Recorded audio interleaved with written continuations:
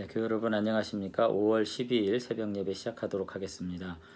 오늘 함께 나눌 성경 말씀은 마태복음 10장 1절에서 4절까지 말씀 되겠습니다. 제가 봉독해 드리겠습니다. 예수께서 그의 12제자를 부르사 더러운 귀신을 쫓아내며 모든 병과 모든 약한 것을 고치는 권능을 주시니라. 12사도의 이름은 이러하니 베드로라 하는 시몬을 비롯하여 그의 형제 안드레와 세베대의 아들 야고보와 그의 형제 요한, 빌립과 바돌로메, 도마와 세리마테, 알페오의 아들 야고보와 다데오, 가나안인 시몬 및 가롯 유다 곧 예수를 판 자라. 아멘. 네, 오늘 함께 읽은 말씀을 가지고 이제 제 네 번째 단락 제자들을 향한 가르침이라고 하는 주제로 함께 말씀을 나눠보도록 하겠습니다. 이제 마태복음을 우리가 이제 순차적으로 읽다 보면은 이제 몇 개의 단락들로 이제 구분이 되는 것을 알 수 있는데요. 뭐 크게 이제 여러 가지로 구분할 수 있겠지만 우리가 읽은 것을 흐름을 따라서 구분을 해본다면 이제 맨 먼저는 예수님의 족보와 탄생 이야기가 나왔습니다. 그렇게 나왔고 그 뒤에는 가르침을 모은 산상설교라는 파트가 나왔고요. 그 다음에 이제 예수님의 사역을 모은 이적에 대한 이야기, 10개 이적, 뭐 3개씩, 4개씩 뭐 이런 식으로 묶었던 이적 모음 이야기가 나왔었고요. 그것을 이제 우리가 다 읽었고 오늘 이제 10장, 11장 말씀은 이제 제자들을 향한 가르침에 해당하는 부분이 되겠습니다. 그러니까 이제 가르침은 사실 산상설교 마태복음 5장, 6장, 7장에 나왔고 다시 10장, 11장에 다시 한번 예수님의 가르침이 나오고 있는데 앞선 산상설교가 예수님을 따르는 일반적인 백성들, 성경에서는 무리들이라고 표현되어 있는데 제자들과 구별되지 않는 예수님을 호의적으로 생각하고 따랐던 집단적인 군중들을 향해서 했던 말씀이라면은 오늘부터 읽는 이제 10장과 11장은 특별히 12제자, 오늘 아까 읽으면서 거기 명단이 나왔던 그 12사도에게 주시는 매우 독립적인 가르침이라고 생각하면 될 것 같습니다. 근데 이제 이런 질문을 해볼 수 있겠죠. 근데 왜 그러면 이런 가르침을 특별히 12제자에게만 한정된 특별한 가르침을 주셨을까 하는 것들을 우리가 생각해 볼 필요가 있는데 10장과 11장을 이제 유추해서 이렇게 볼 때 아마도 이제 예수님께서 처음부터 이제 당신의 사역이 얼마나 긴 시간 동안 많은 사람들의 헌신과 노력을 통해서 계속해서 이어져야 할 것인지에 대한 이해가 있었던 것 같아요. 그러니까 예수님께서 공생의 3년 동안에 하나님 나라의 사역이 완전히 완성된다고 생각 안 하셨던 거예요. 처음부터. 우리는 마치 그 예수님께서 십자가에 달려 죽으시고 부활하고 승천하심으로써 구원 사역이 끝나고 완성된 것처럼 뭐 어떤 의미에서 이제 완성된 건 맞는데 거기서 예수님께서 원하시는 하나님의 나라의 그 모든 총체적인 사역이 완성된 것이 아니라는 점을 예수님은 이미 예측하고 계셨고 이제 계획하고 계셨다는 거죠. 아마도 예수님은 예수님 자신의 부활과 승천을 통해서 구원의 완성을 이루신 이후에도 다시 재림의 시기까지 이제 지상에서 제자들이 남아서 하나님 나라의 사역을 지속적으로 이어가야 될 것이라는 생각을 이미 이때 분명히 하셨던 것 같아요. 그렇기 때문에 하나님의 나라의 사역이 단지 예수님이 공생의 기간 그 3년여 기간 동안 뿐만 아니라 예수님 승천하신 이후에 예수님 이후 시대에 더 많은 지역에서 땅끝까지 이르러 뭐 이렇게 표현하셨던 거죠. 더욱 확산될 수 있도록 제자들에게 미리 미래를 내다보도록 지금 요구하고 계셨고 그리고 그 예수님께서 당신의 능력을 제자들에게 부여하심으로써 단지 당신만 능력을 발휘하는 것이 아니라 제자들이 예수 그리스도의 능력을 힘입어서 더 큰 일들을 감당하기를 바라셨던 것을 알 수가 있습니다. 그래서 뭐 마태복음은 아니지만 요한복음에도 보면 요한복음 14장 12절에 여러분 잘 아시는 말씀이 있죠. 내가 진실로 진실로 너희에게 이르노니 나를 믿는 자는 내가 하는 일을 그도 할 것이요 또한 그보다 더 큰 일도 하리니 이는 내가 아버지께로 감이라 이렇게 말씀하셨거든요. 그러니까 이 말씀이 이제 오해가 되면 안 되는데 나를 믿는 자는 내가 하는 일을 그도 할 것이라 이렇게 했을 때 뭐 예수님과 같은 동일한 능력과 권세와 능력을 가지고 뭐 산다 그런 의미라기보다는 예수님께서 하신 일이 뭐예요? 뭐 그것이 표면적으로는 기적이든 병고침이든 가르침이든 뭐 하는 것이겠지만 결국 하나님의 나라를 회복하는 일이죠. 그 모든 일을 제자들도 하겠다고 예측하셨던 것이고요. 그리고 더 위대한 결론에 도달할 것이 분명하다고 기대하셨다. 요한은 그렇게 지금 이야기를 예수님의 입술을 통해서 하고 있습니다. 역시 마태복음 28장 마지막 부분에 가면은 19절에서 20절에도 보면 예수님이 말씀하시죠. 그러므로 너희는 가서 모든 민족을 제자로 삼아 아버지와 아들과 성령의 이름으로 세례를 주고 내가 너희에게 분부한 모든 것을 가르쳐 지키게 하라.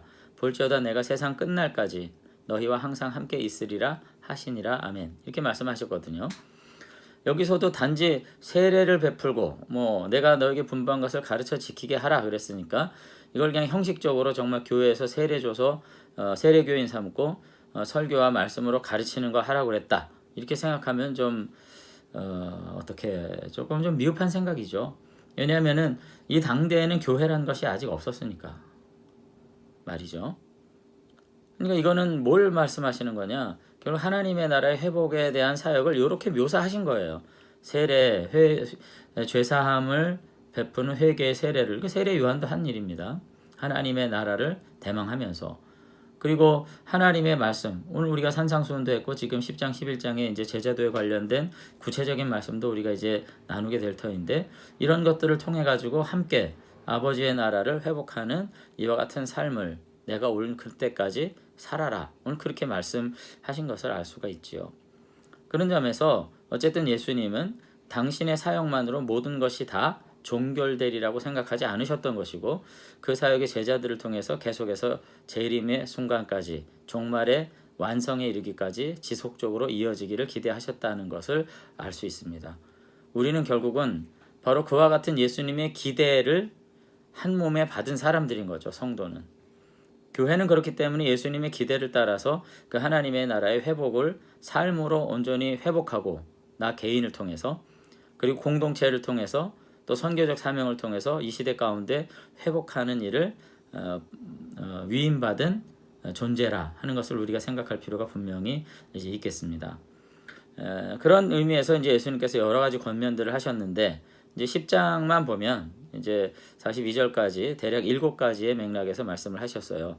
첫 번째는 이제 선교 사역에 대한 가르침을 하셨고요. 두 번째는 그와 같은 선교 사역을 하는 와중에 여러 가지 박해가 있다는 사실들을 각오하고 담대하라고 이렇게 말씀하셨고 또 여러 가지 모욕적 사건들에 직면할 것이라고 말씀하셨고요.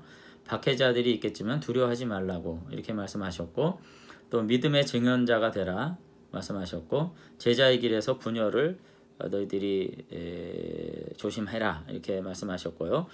그럼에도 불구하고 그리스도의 종들이 맞이하는 사람이 받을 상이 분명히 있다. 이런 권면의 말씀들을 이제 계속해서 하신 것을 볼 수 있습니다. 이제 구체적으로 이제 1절부터 4절까지 들어가 보면은 예수님께서 이제 10장 1절에 말씀하십니다. 그 12 제자를 부르사 이렇게 했어요. 더러운 귀신을 쫓아내며 모든 병과 모든 약한 것을 고치는 권능을 주시니라 이렇게 되는데 예수님께서 베푸신 하나님의 나라 사역의 요약문하고 똑같은 거죠.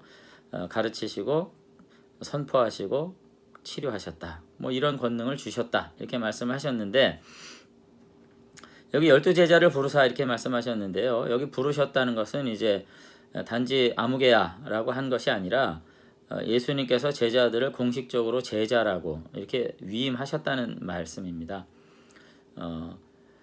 이런 위임이 있기까지 많은 준비가 필요했었던 거죠. 예수님의 제자로서 하나님의 나라 회복에 앞장서는 지도자로서 살도록 하기 위해서 많은 준비가 있었어요.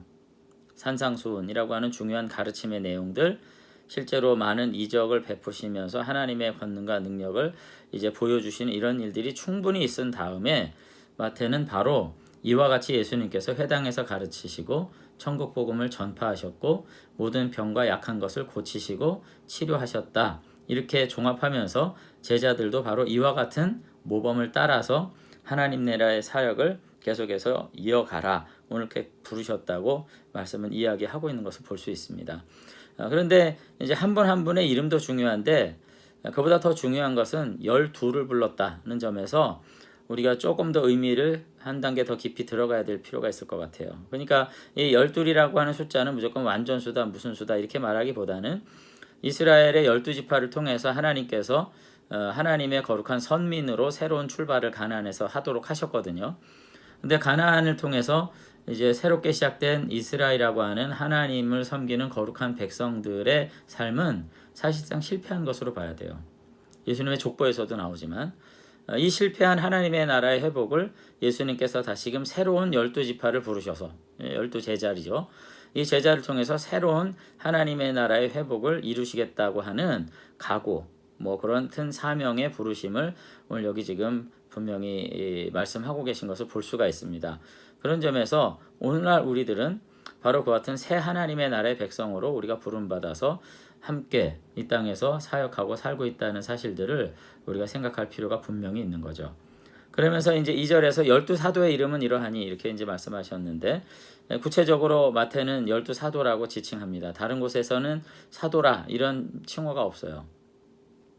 그냥 12 혹은 12제자들 이렇게 불렀는데 여기 마태는 특별히 사도다 이렇게 표현합니다. 보내심을 받은 자다. 이런 의미는 굉장히 의미심장한 거죠. 하나님으로부터 권위를 위임받은 대리인이다. 이런 의미입니다. 그러면서 이와 같이 하나님 나라의 사역을 위해서 부름받은 구체적인 새로운 나라의 씨앗들이 오늘 여기 지금 이렇게 있다. 이렇게 예수님께서 부르시고 또 마태는 우리들에게 그 예수님의 부르심을 구체적으로 정하고 있고 바로 그들의 사역의 토대 위에 교회를 세운 것을 우리가 이해할 필요가 분명히 있을 것 같습니다. 이전에 나오는 이름들이 이제 쭉 이렇게 나오는데 이제 뭐 베드로라고 부르는 시몬과 그의 동생 안드레와 세베대의 아들 야고보 뭐 이런 식으로 쭉 나오는데요. 이제 베드로가 맨 먼저 이제 앞에 나오고 있죠. 다른 복음서도 이것은 똑같습니다. 특별히 마태복음에는 이제 시몬 앞에 첫째로라는 표현이 이제 나와 있는데 우리 성경에는 없거든요. 베드로가 가지고 있는 제자들 중에도 어떤 상징성이 매우 크다는 점을 우리는 분명히 이해할 수밖에 없고요. 이제 복음서마다 이제 제자들의 이름이 약간씩 좀 다르게 나옵니다. 바돌로메는 이제 요한복음에서 나다나엘 이렇게 소개된 것 같고, 다데오는 누가복음에서 야고보의 아들 유다 이렇게 표현된 것 같은데, 당대에는 이제 이름이 대부분 2개 이상이에요. 그러니까 우리가 뭐 사울이 변해서 바울이 됐다 그런데 사울이라고 하는 히브리식 이름이 있고 바울이라고 하는 이제 헬라식 이름이 있고 뭐 이런 것이죠.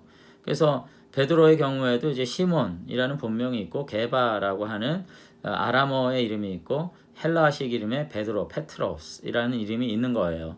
그러니까 당시의 상황이 온전히 모국어만 사용할 수 있는 상황이 아니고 이제 유대인들이 히브리어보다도 사실 아람어라고 하는 근동어를 사용하면서 모국어를 많이 잊어버린 상황에서 더군다나 이제 헬라의 식민지가 되면서 이제 그리스어를 굉장히 많이 사용하는 그런 상황이 되다 보니까 원래 모국어, 아람어, 그 다음에 헬라식 이름 이 세 가지를 계속해서 같이 사용한 상황입니다. 그러니까 의미는 같더라도 이 발음이 다 다른 거죠. 뭐 사울, 바울 사실 유사한 이름이고 시몬, 게바, 베드로 다 같은 이름이에요.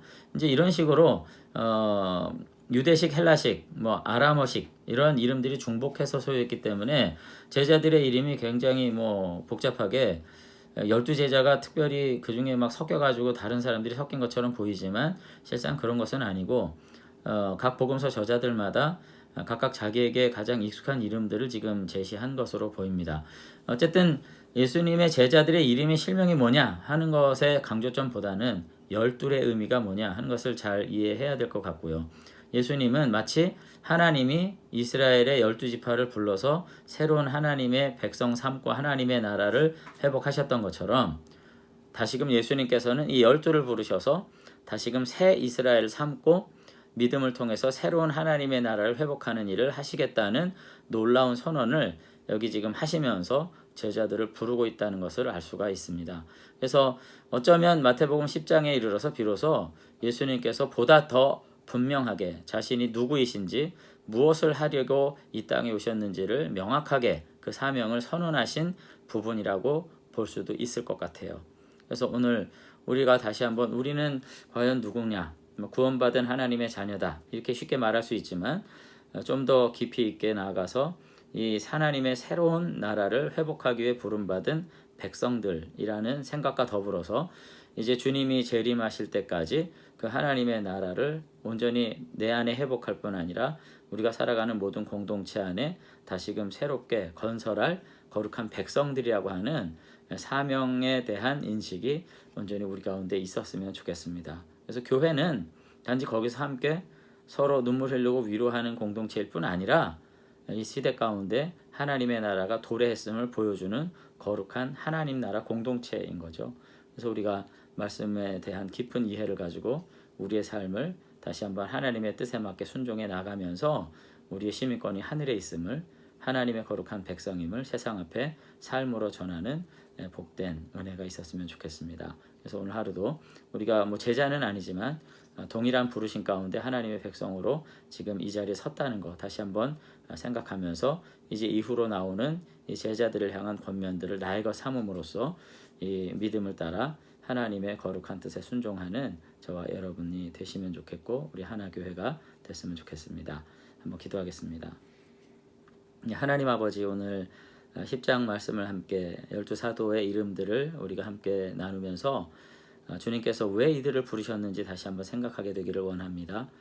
오직 하나님의 무궁하신 능력을 소유하신 아들로서 당신이 모든 것을 다 감당하셨던 것만은 아니었다는 점 우리가 다시 한번 생각하면서 우리가 다시금 이 하나님의 이 거룩한 부르심을 이어받아서 예수님의 사역 가운데 이 땅 가운데 여전히 살아계신 주님을 증언하는 복된 복음의 공동체가 될 수 있도록 하나님께서 우리를 붙잡아 주시기를 원합니다.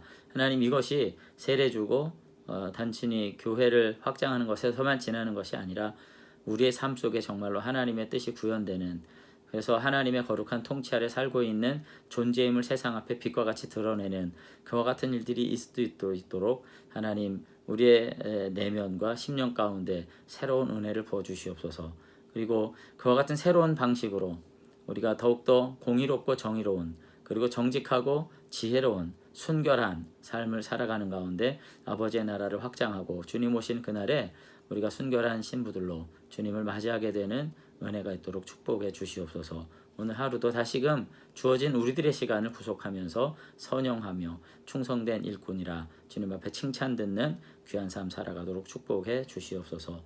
감사드리며 예수님 이름으로 기도드리옵나이다. 아멘. 네, 감사합니다. 오늘 하루도 복된 한 날 맞이하시길 바랍니다.